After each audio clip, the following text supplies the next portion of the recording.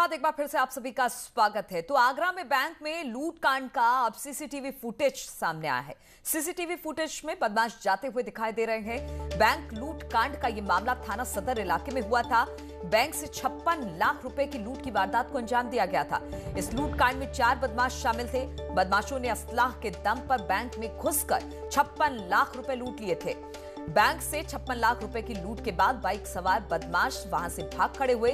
लूट के बाद भागते हुए बदमाश रास्ते में सीसीटीवी कैमरे में कैद हुए हैं। एक बदमाश बाइक चला रहा है और उसकी पीठ पर बैग लटका है। सीसीटीवी फुटेज हम आपको इस वक्त टीवी स्क्रीन पर दिखा रहे हैं। बताया जा रहा है कि लूट की रकम इसी बैग में भरी हुई थी। पीछे बैठे बदमाश ने बाइक को धक्का मारकर स्टार्ट करने की भी कोशिश की है। तस्वीरों में आप देख सकते हैं कि किस तरह से एक बदमाश बैग लटकाकर बाइक पर बैठा और पीछे से दूसरा बदमाश बाइक को धक्का मार रहा है। फिलहाल इन्हीं सीसीटीवी फुटेज के आधार पर पुलिस बदमाशों की तलाश कर रही है। वायरल हुए सीसीटीवी फुटेज की न्यूज़ 18 कोई पुष्टि नहीं करता है।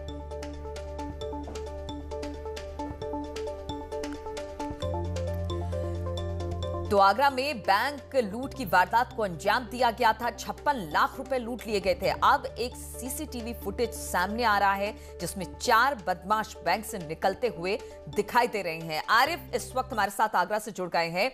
आरिफ, इस पूरे मामले में पुलिस छानबीन कर रही थी। अब एक वीडियो वायरल हो रहा है, इसकी कितनी सच्चाई है? पुलिस इस बात की तस्दीक कर रही है कि वही बदमाश है जो बैंक लूट कर फरार हुए थे? देखिए, जिस वक्त लूट की वारदात हुई थी नीलू, उस वक्त जो बदमाश थे वो बैंक का सीसीटीवी फुटेज का जो डीवीआर होता है उसको अपने साथ ले गए थे। लेकिन पुलिस ने आसपास के इलाकों में सीसीटीवी फुटेज संभाले, तब जाकर ये फुटेज मिले हैं।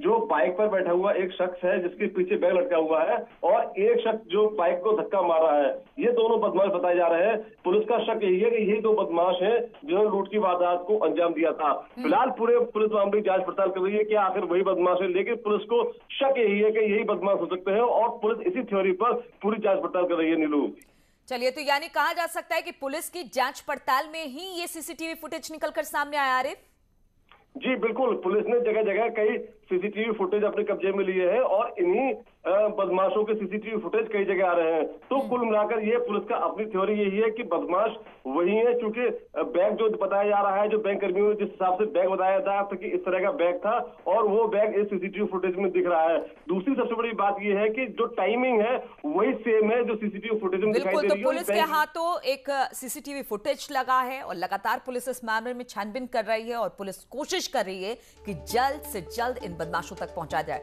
बहुत बहुत शुक्रिया आपका आरिफ हमारे साथ जुड़ने के लिए।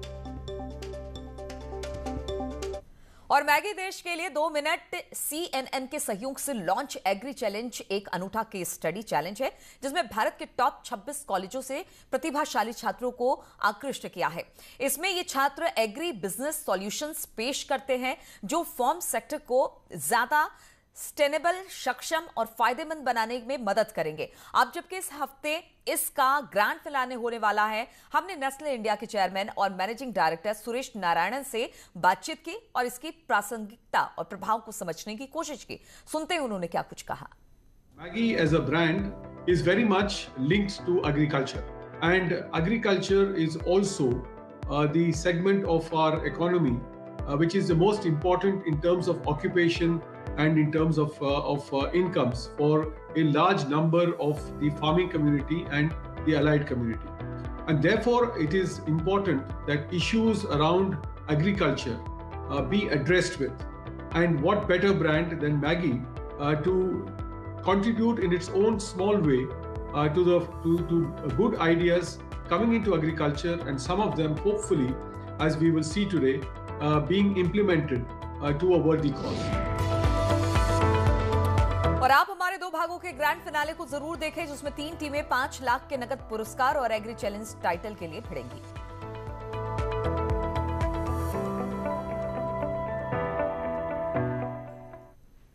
तो इन्हीं तमाम खबरों के साथ इस बुलेटिन में फिलहाल इतना ही। रुकेंगे छोटे से ब्रेक के लिए, लेकिन ब्रेक के बाद भी खबरों का सिलसिला लगातार जारी रहेगा।